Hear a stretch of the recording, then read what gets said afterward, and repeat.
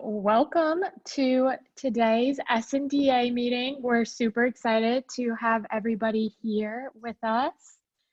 And yeah, so today we have an awesome guest speaker, Kirk Bedreen, and he is the owner and CEO of Well Solutions, which is a company that is focused on providing corporate and personal wellness services. And he graduated from LSU, both in undergraduate and for his master's degree. And he's just going to be talking with us today about his time at LSU and then his experience with Well Solutions. So I'll let him take it away. Okay. Well, I don't know what it was like with you guys back there. It's been a long time since I've been in school, but man, I'm glad you guys don't have to take Carol O'Neill's MNT course. I think Dr. McKinley could probably talk a little bit about how terrible that class is or was for me. I think me and Doc went round and round a couple times in class where we did not get along very well. Or how very enjoyable Dr. Keenan's classes could be. He was my mentor when I was there. I did my thesis under him, and we got way too many theological discussions during class. But generally speaking, I really enjoyed going to school at LSU. In fact, it was the first time I realized that I was a quack. I don't know if you guys have talked about quackery. I know we talked a lot about it when I was in school, but for anybody who doesn't know, that's everybody who walks in having, at my point in time, I was reading too many Barnes & Noble books. But nowadays, I think it's watching too many YouTube videos or Joe Rogan videos. Comes in ready to tell the professors a thing or two about nutrition because they know so much more than the people who've been doing this 30 or 40 years in their career. That's what I was like when I walked into LSU, trying to tell all the professors I walked with about all the things that I knew more than them about, to which I was promptly smacked down pretty well. Carol O'Neill, I think, embarrassed me the most, as you possibly could be embarrassed inside of a classroom. But it was good because people like Carol and Mike all helped me to start reading actual research and learning more about that and getting through my master's program, in which, I don't know, how many are you guys all interested? You guys have to get a master's now to become dietitians, I think. That's right, isn't it? Yeah, it's increased. You only had to get an undergraduate when I was at school. They got you guys on the hook for a little more. I don't know if you guys have taken Judy Myhan. She was also one of my favorite teachers, although I think I gave her more trouble than anybody else. In particular, I had a class, that cultural nutrition class. I don't know if you guys still have that class where you talk about different cultures and different foods from around the world. And I got in an argument about the paleo diet with her for years on end. And it just so happened that she let me lead that discussion, and she was so excited when she pulled my name out of the box because she thought it was going to be a wonderful thing, and I was completely disastrous. I've said for years I was going to go back and teach one class for her on the paleo diet just to make up for messing that up. But at any rate, nutrition school was wonderful for me. I really enjoyed it. I came from exercise science and transferred over into dietetics and then finished my master's. And after finishing that, I took a job at Shell Oil, the big oil company, and I ran their wellness department for 5 years, in which was a lot of fun because they basically let me do whatever they want. Shell's got a lot of money, and they said just go play. So we created all kind of wellness challenges and events, and generally speaking, they were really successful. And in general, wellness programs in corporations are not. I'm not sure where you guys tend to want to take your careers when you're living after this.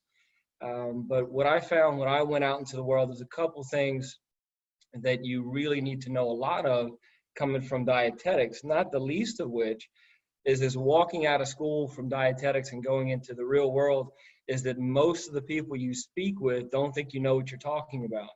They're pretty sure that the video they watched on Netflix or the podcast they heard about knows more than we knew going through school, and even by going through school in particular, that our education was moot.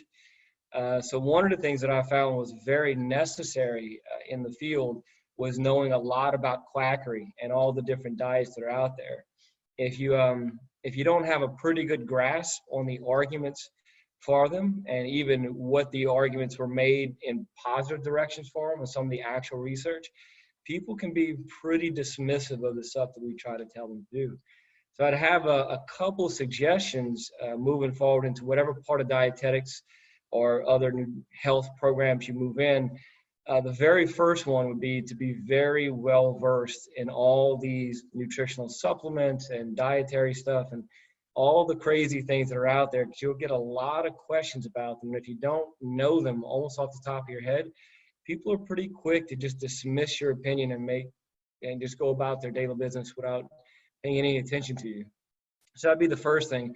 And the second thing that I think is really important is to keep in mind that when we sort of go down the rabbit holes of nutrition science, as long and deep as they can get, and all the arguments that we have back and forth, is that as long as I've known and as many dietitians that I've worked with or worked for me, our problems with the general public tend to typically be the same. Living in America, our food system and the way people live their lives is generally dysfunctional. We are just inundated with completely unhealthy, high calorie, high sugar, high junky food and lifestyles that are utterly sedentary. And so people can get very, very frustrated trying to make any sort of difference. And we can get very frustrated trying to help people and thinking that maybe there's some secret formula that we just haven't figured out that is the reason why they can't lose weight or they can't reduce their hypertension or diabetes or any of those other things. Generally speaking, not all the time, but for the most part, people's issues are simply behavioral. It's just very difficult in our modern culture to cook well, eat well, and live a nice, normal life. So that being said, when somebody's got a chat, we have a question? Oh no, just Doc laughing at Carol O'Neill's class.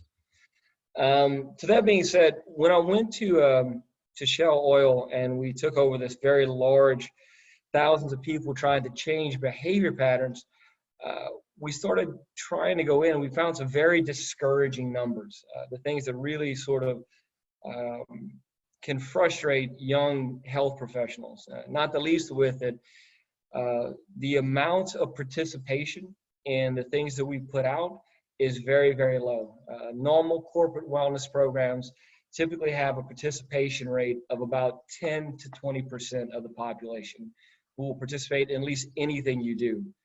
Considering the fact that the obesity rate, I believe now has climbed up to 40%, and the overweight population is all the way up to 70%. Diabetes is on the rise, and the little populations that I was working with, the obesity rate was actually at 51% with an overweight population of 90%.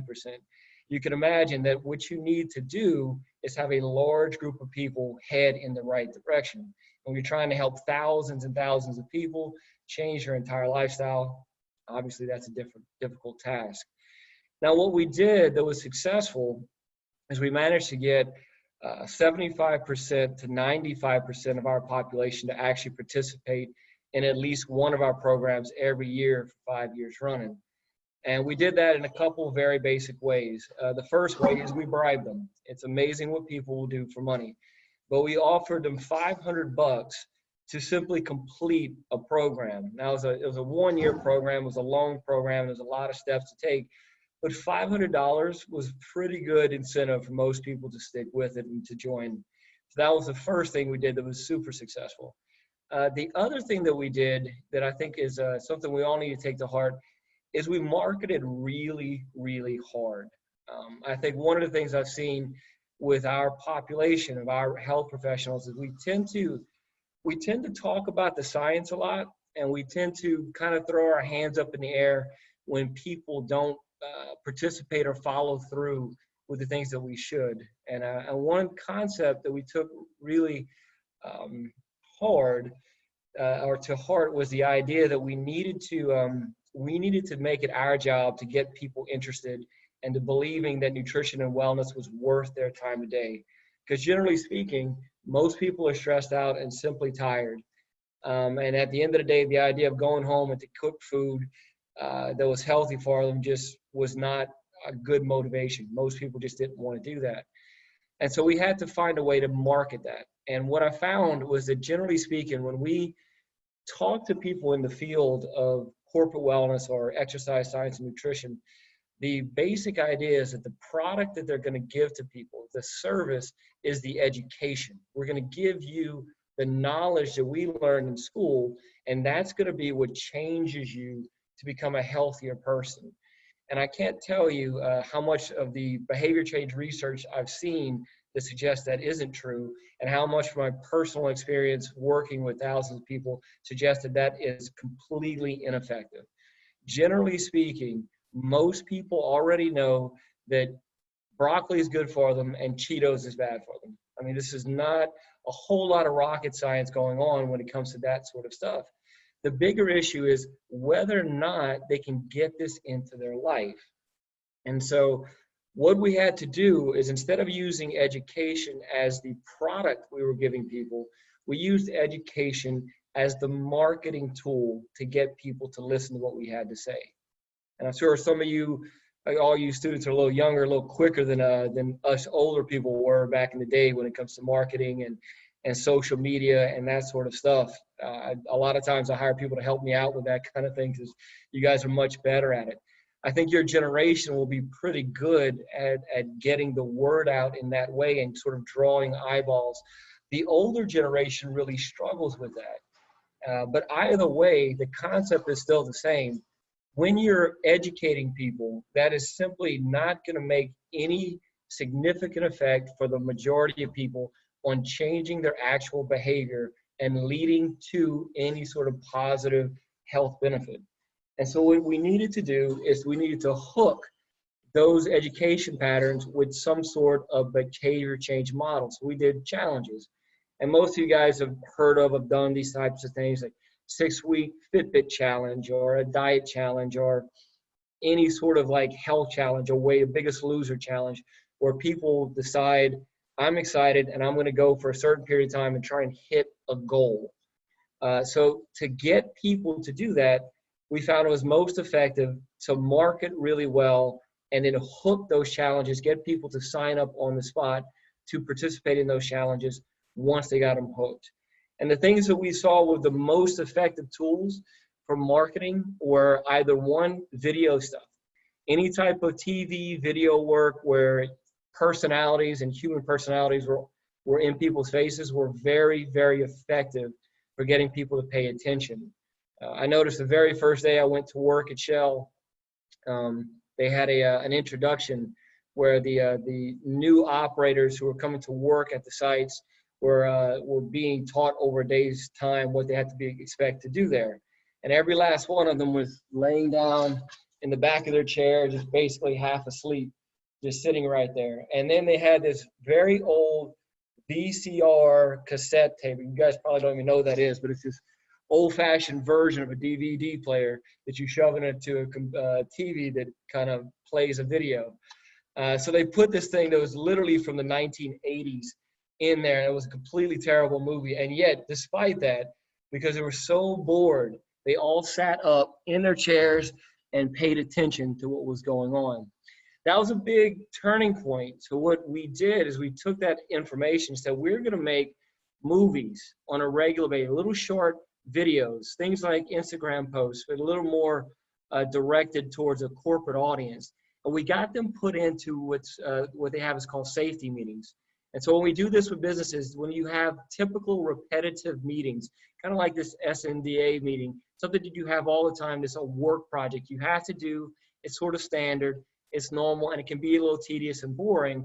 We did is we gave them a bit of levity. So having some sort of cute, funny, or heart emotional video that taught them something about health or nutrition that was at the end of their meeting made it really popular. It made us really popular to the point that when we went to talk to them later and asked them to do something, to go to the doctor for a checkup, to join a behavior change program, to get some coaching, whatever it is, the percentage of people who would tell us yes and allow us to go do things went through the roof. And so the concept was, can you build a culture in which being healthy is a normal part of going to work?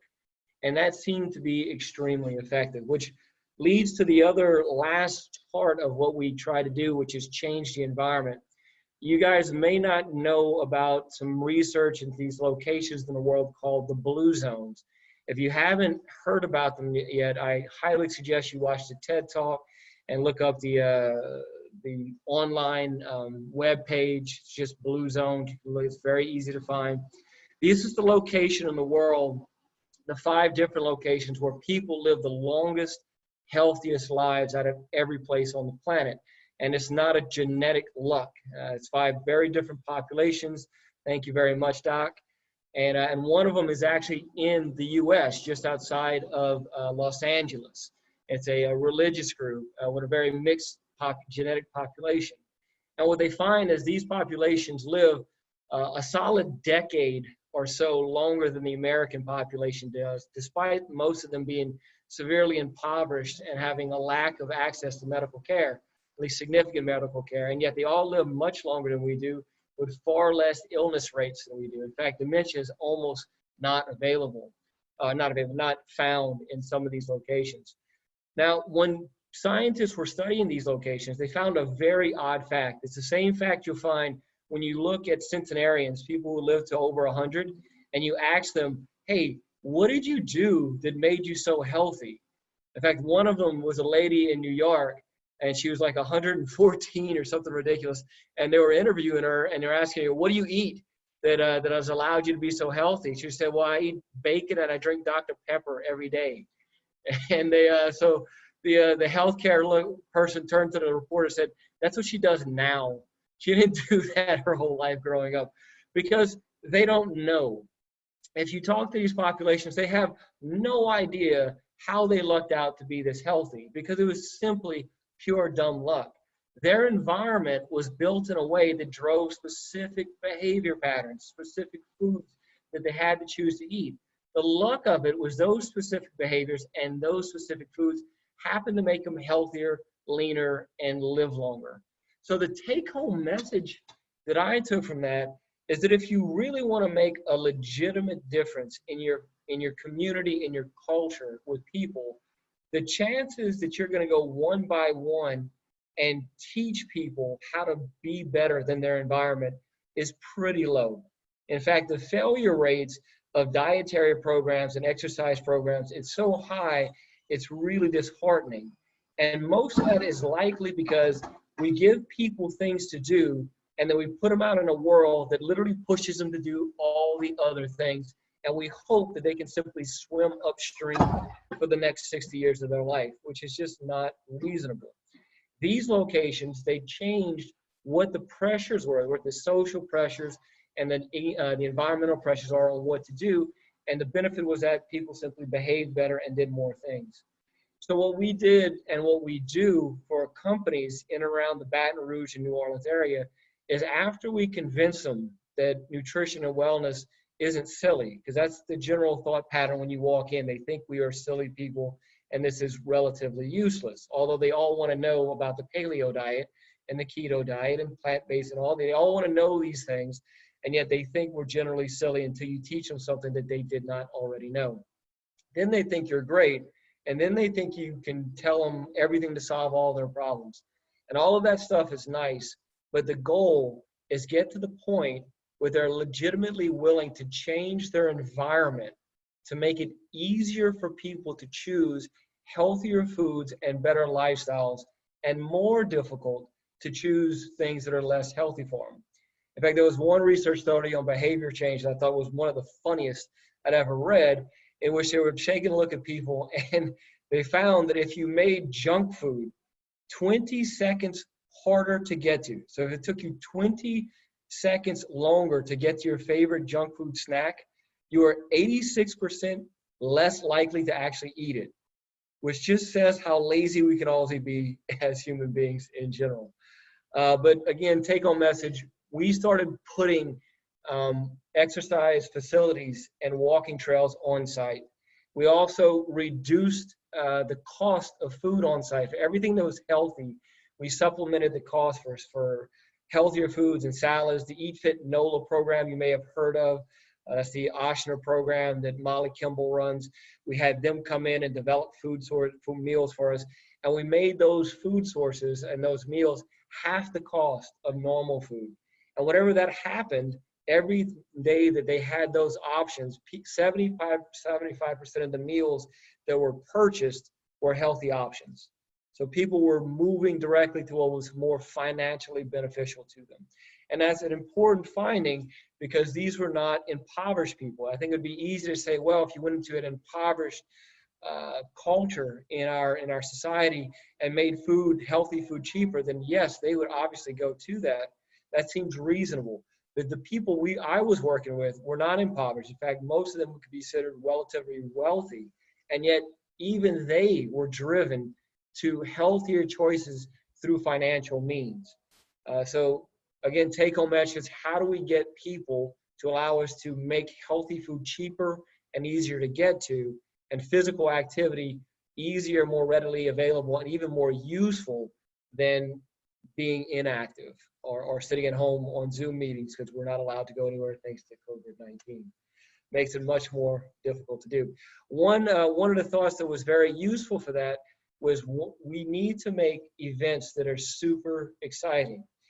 So I teach a lot of cooking classes. I've been teaching classes in the Baton Rouge area and for businesses for 15 years. What I can tell you is that people love that kind of stuff. We even had, we created a challenge, a competition to which people at our sites would go and literally have like a Top Chef chopped cook-off competition with judges and everything else, where we had conditions on food where they would turn in their menu, we would qualify their menu, and then they would have to cook it on a timer. We made a movie out of it. You can watch it on YouTube. It's called the High Octane Cook-Off, like a bunch of them. And what that did is, because it was unique and it was interesting, whether it had anything to do with cooking, the fact that it was clever made people want to listen to what we had to say. And the last thing I would say is people need to buy into you. People really don't give much of a flip about the information you're giving. They want to know the information. They have a lot of questions about things, all kind of crazy diets like the blood type diet and all this other stuff. But what they're really buying in is, do they like you as a human being, and do they think you know what you're talking about? So if you cannot convince people of those two facts, the chances of them listening to anything you have to say or participating in anything you want them to do is pretty low. And it's a sad, unfortunate fact, but being an expert in the subject does not necessarily gain you any followers, any belief systems, or any influence over the people you're trying to work with. In fact, sometimes it works against you. I can't tell you how many times you go into the science of nutrition, you go too far into it, too far down that rabbit hole, and people start glazing over and forgetting what you're saying and simply want you to stop and leave them alone. And you're much better off simply giving them higher level things that they can kind of get a grasp over. Do we have a question here? Yeah, I went a little sideways. Oh, that's two blue zones. Okay. Yeah, that was my experience in corporate wellness and going through nutrition at LSU. Other than that, that's the kind of, let me give you the benefits that this actually had. I think this is an important thing.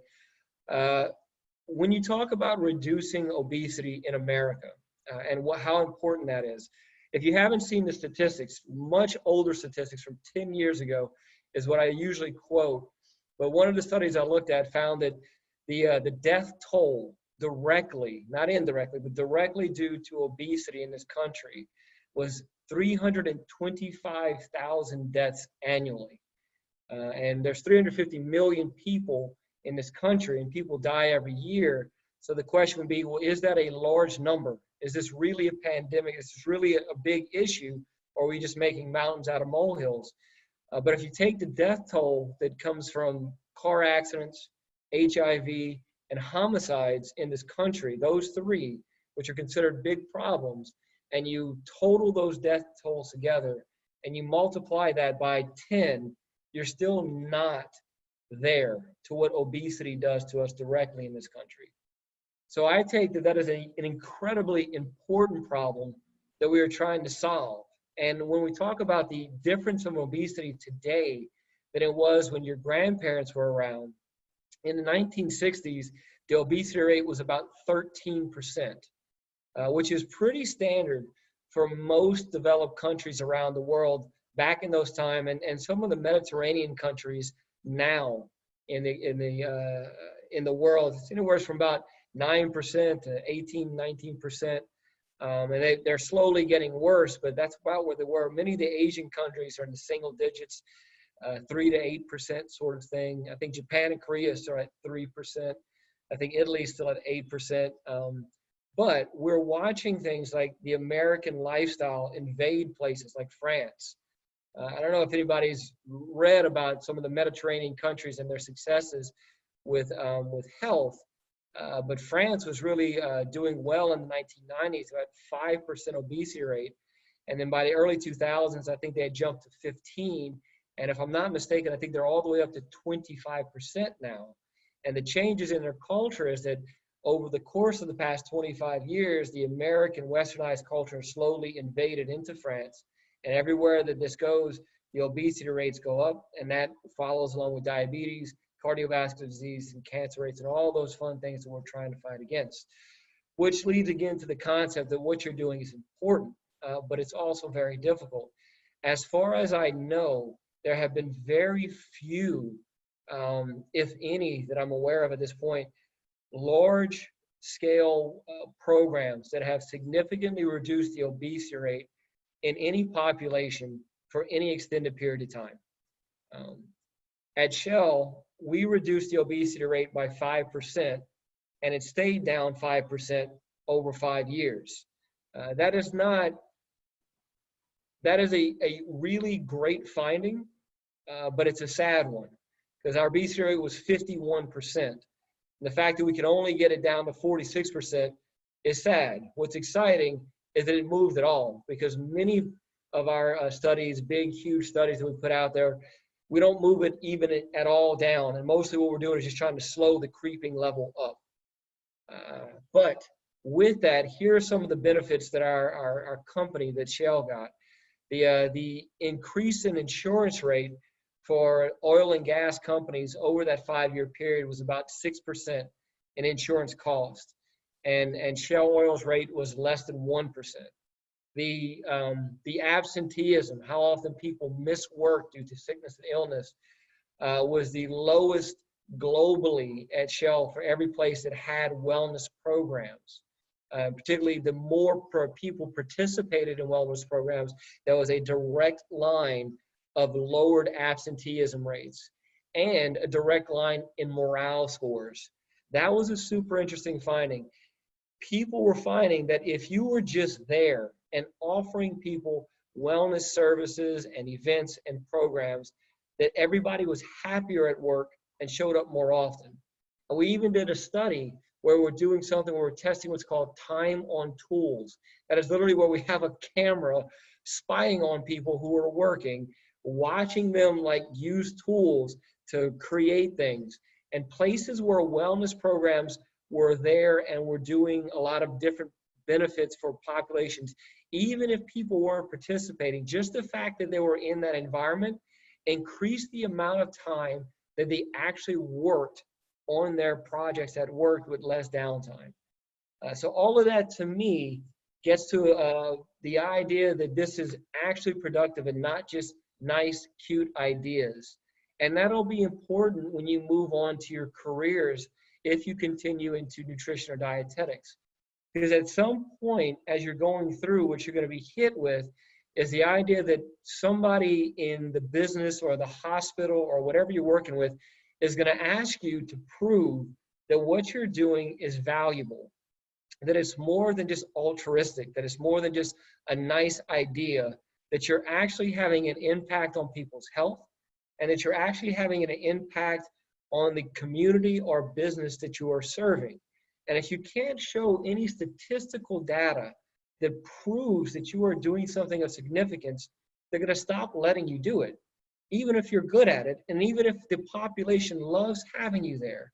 Because the reality is, without that information, people who are the decision makers in our society simply will not continue to push forward with those programs. It's not fair and it's not right, but it's simply the world that we currently live in. And until that changes, that sort of information will be an important part of, one, you knowing that what you're doing is actually effective, and two, being able to continue doing it and improving the world that we're actually living in. There's a lot of scary stuff out there about your generation and the generation coming right behind you, my children, who are growing up to live there's possibilities that they will live shorter and less healthy lifestyles than the rest of America ever has. There's never been a generation in America since its founding where people have not lived longer, healthier, better lives than the generation prior to it. Your generation, the generation following, because of poor food systems and poor lifestyle situations, may be the first generation where that trend actually reverses itself. And you guys are probably the front line to trying to change this situation. And what I can guarantee you is there are not enough of your voices out there. We need as many as possible and as loud, clear voices as we can, because going into debates about nutrition in the world of social media is interesting, as I'm sure you guys have all had the fun of talking about in your own lives. Okay, I think that's probably everything that I intended to get out there. I hope I got some valuable information from you guys.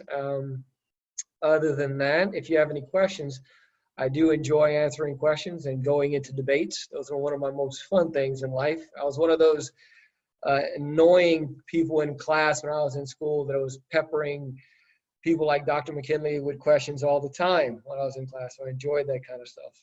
And if you guys have not looked at all the quackery on things like quackwatch.com, I highly suggest that you do, because you will see all kinds of wild things that people push out there that are highly dangerous if we don't have people like you arguing and fighting back against it. Thank you all for your time.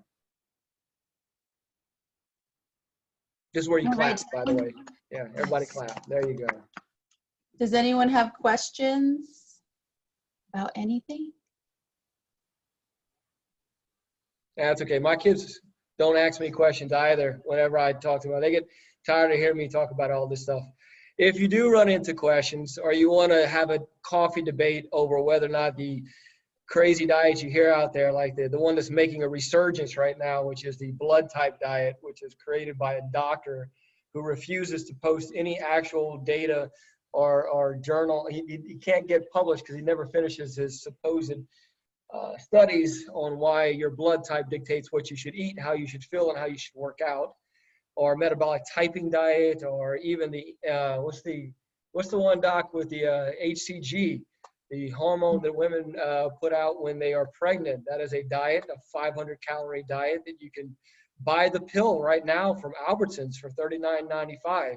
Despite the fact that no studies outside of that one study in the 1970s suggest it does anything whatsoever, you can take the pill and go on a 500 calorie diet and lose weight. It works that way. It's funny how 500 calories of Cheetos will make you lose weight.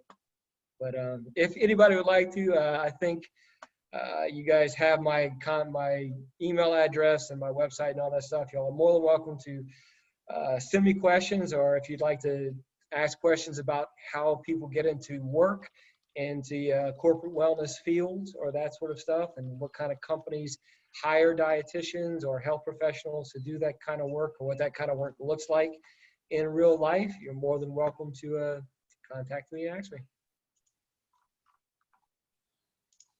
One question. Thank you very much. I guess if you guys have nothing else for me, I'm going to jump out.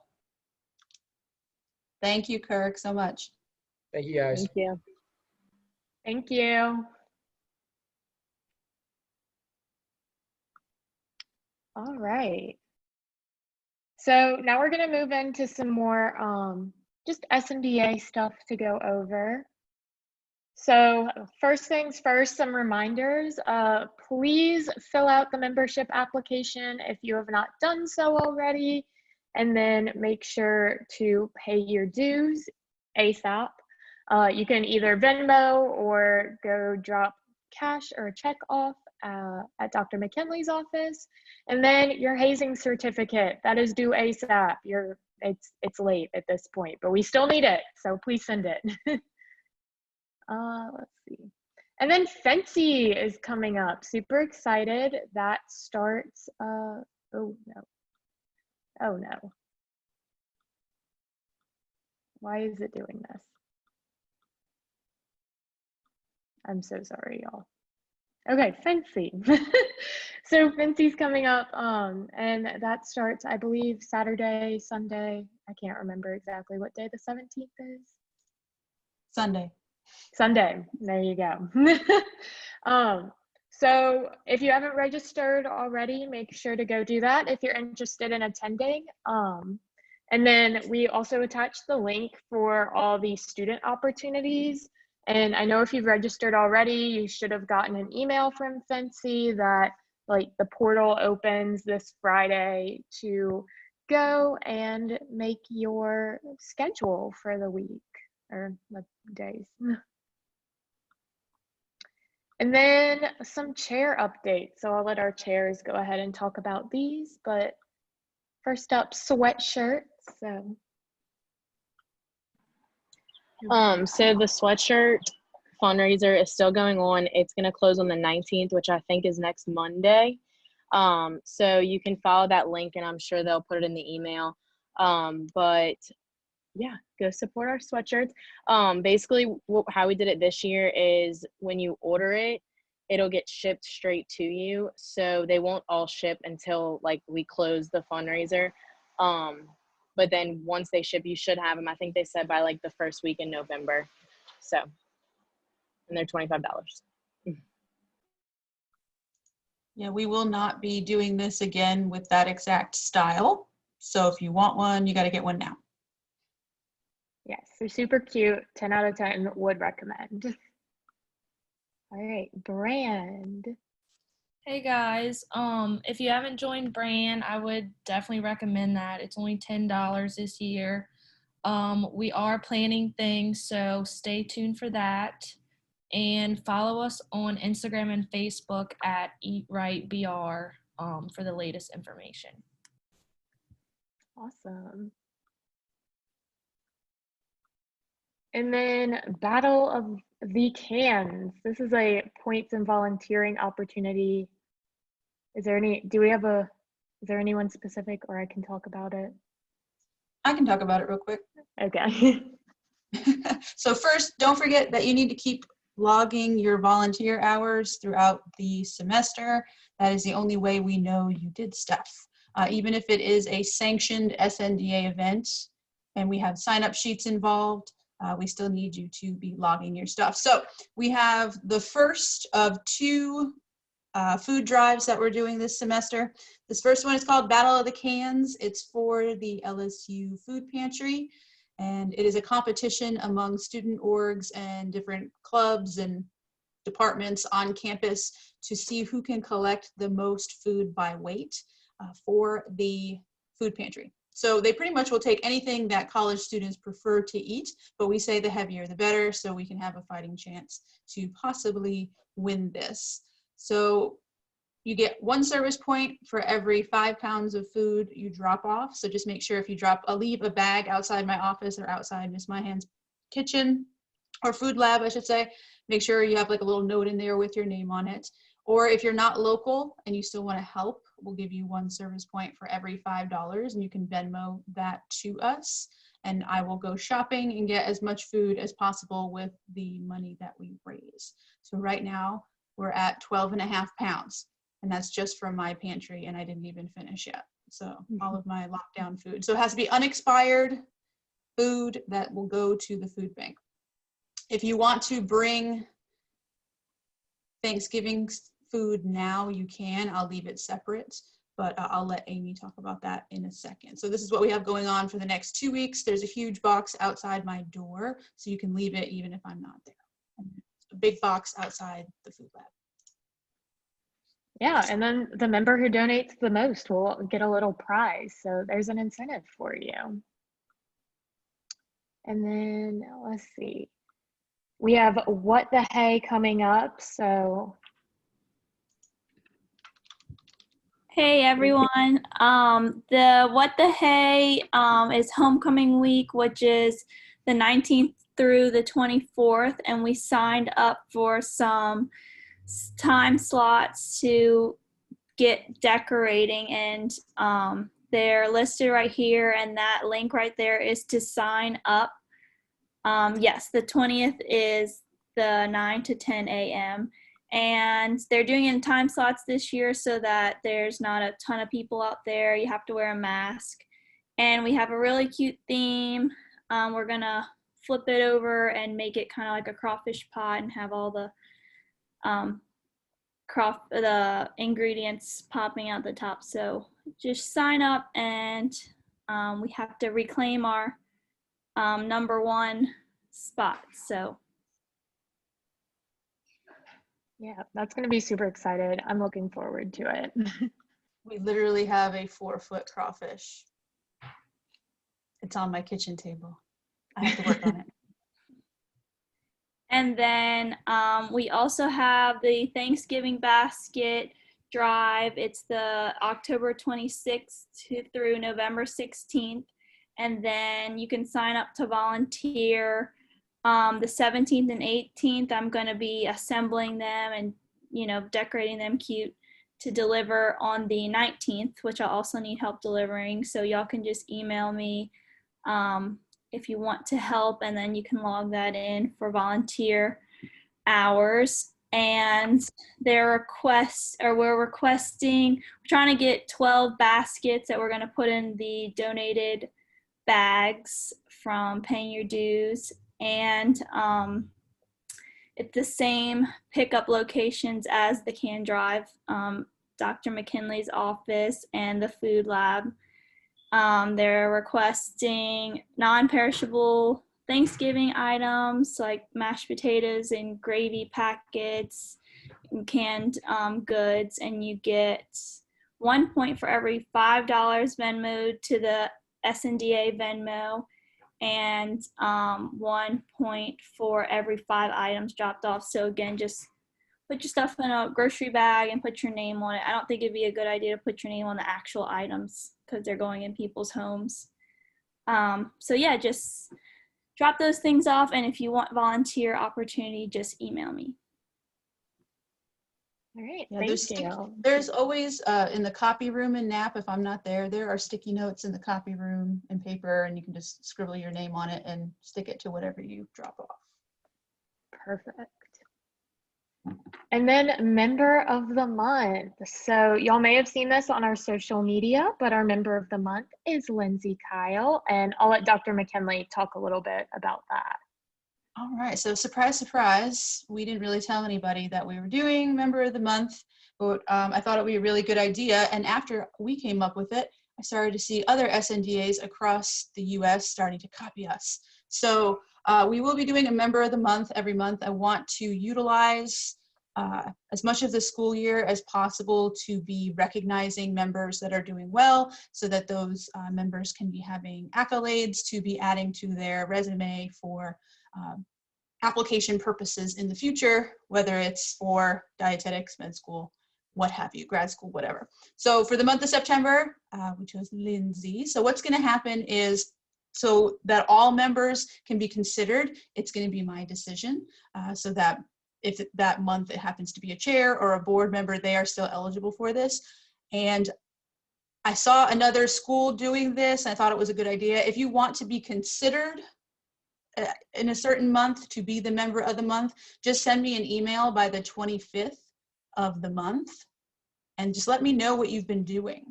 If you've been doing a lot of stuff that particular month or maybe the month before and you think you would be a good candidate for member of the month, I will take it into consideration.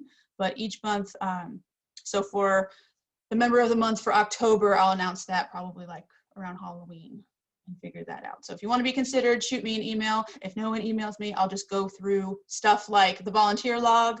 We now have a way, and you'll see it in a slide or two, to log your attendance for coming to the meetings virtually or watching them afterwards.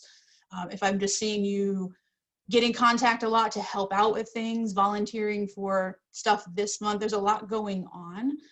So I'm always watching, and that's pretty much what I'm basing this on, is the member I think is putting in a little bit more extra effort that particular month. But if you want to be considered, just email me by the 25th of that month, and I will take your email into consideration. But yay, Lindsay, September. Woo. Yes, super awesome. I know she was helping out with Miss Myhand with her Harvest of the Month videos, so super appreciative of that. Super awesome. And then don't forget to follow us on social media so you can see our member of the month and all the other fun stuff we post. The private Facebook group, super good thing to get involved with. Dr. McKinley posts any scholarships or job opportunities, and they are first, and then 24 hours later is when she lets everybody else know about it. So we get first dibs, which is super awesome. And then last but not least, as Dr. McKinley was saying, we have a new check-in process for SNDA. So you can either go to this link that is on the slide, or you can scan the QR code on your screen. I know Snapchat, you can scan QR codes with that, and it should pop up with how to log that you were here, either in person or if you decided to watch virtually. So I'll let everybody take a minute to do that.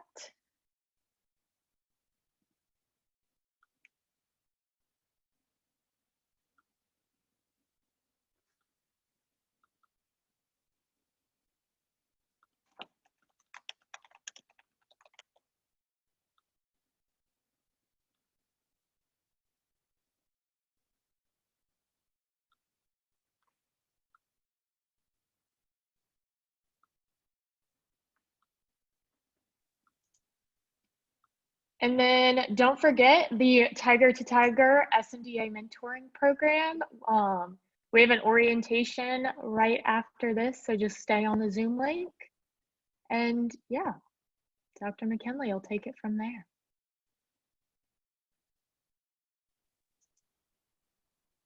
Is that all we have for this one? Yes. Is that your last slide? All right. Well, for those that don't need to attend the orientation, thank you so much for coming. And if you are attending the orientation, just stick around and we'll get started in a few minutes so we can all be on our way to dinner, because that's where I'll be headed.